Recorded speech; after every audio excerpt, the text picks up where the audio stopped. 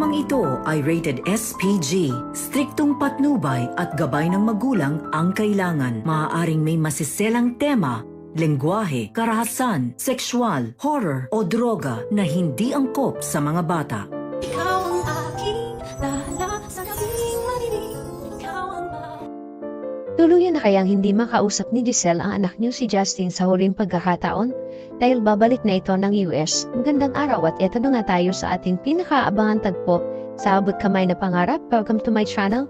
Please don't forget to like, comment, and click the bell button para lagi kayong updated sa aking mga videos. Samantala, napag-alaman ni Annalyn kay Ingrid na benefactor ang lolo Pepe niya sa Dream House Pilipinas, isang shelter para sa mga batang inabundo na ng mga magulang, mga batang walang magulang at saka mga batang inabuso, at isa ang lolo Pepe niya sa pinakamalaking benefactor nito. Inabot ni Ingrid ang isang card na gawa mula sa mga bata.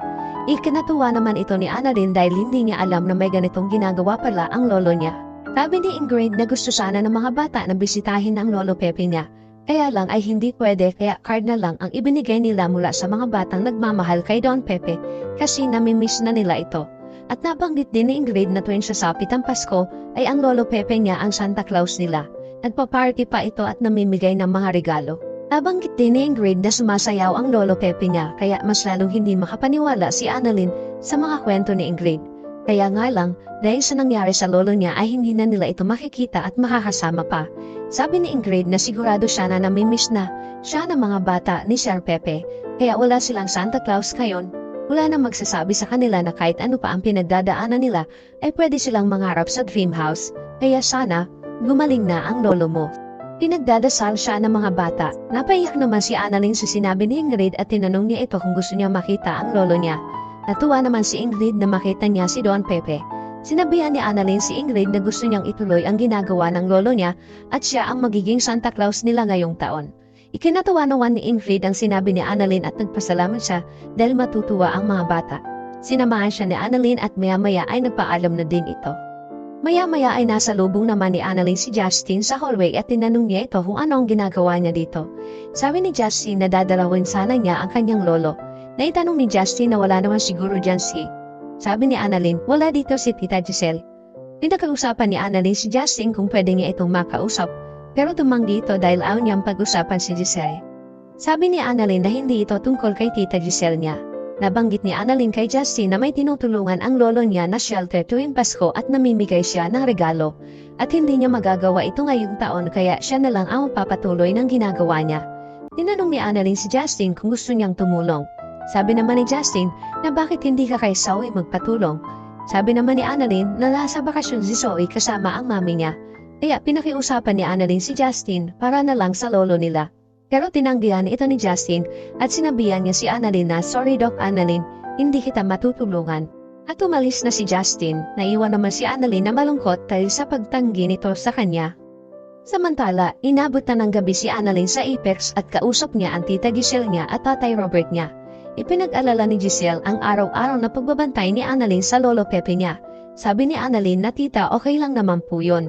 Pumunta naman talaga ako sa hospital dahil kailangan kong makausap si Doc Eula tungkol dun sa children's party na inaayos ko.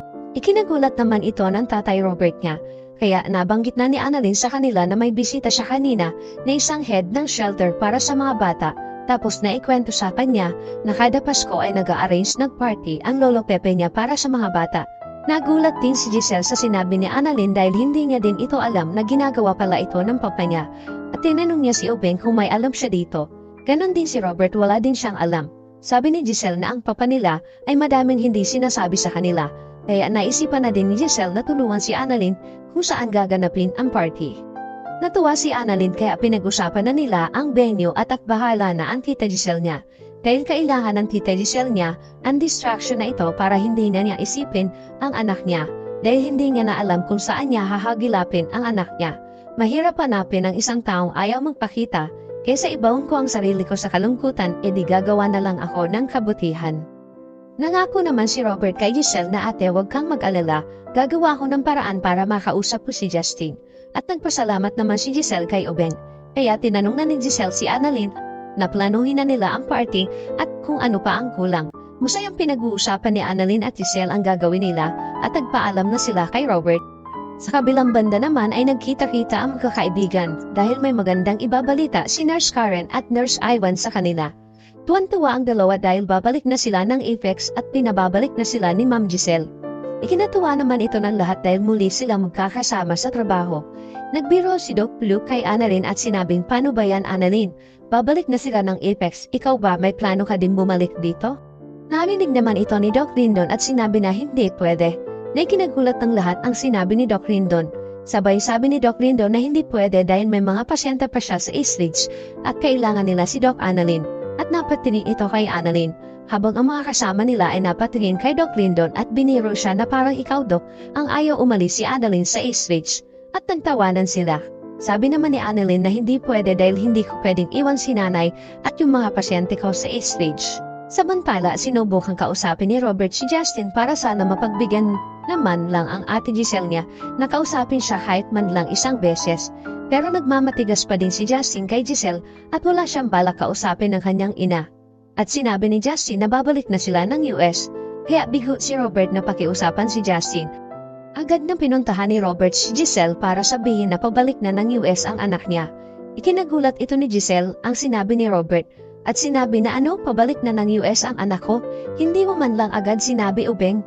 Galit na umiiyak si Giselle dahil wala siyang kaalam-alam na paalis na ang anak niya at hindi man lang niya ito makakausap para makahingi siya ng tawad sa nagawa niya sa kanya. Sabi ni Robert na ate, masakit man marinig, ayaw ka talagang makita ng anak mo. Naiiyak na sinabi ni Giselle na may anak nga ako pero ayaw niya sa akin.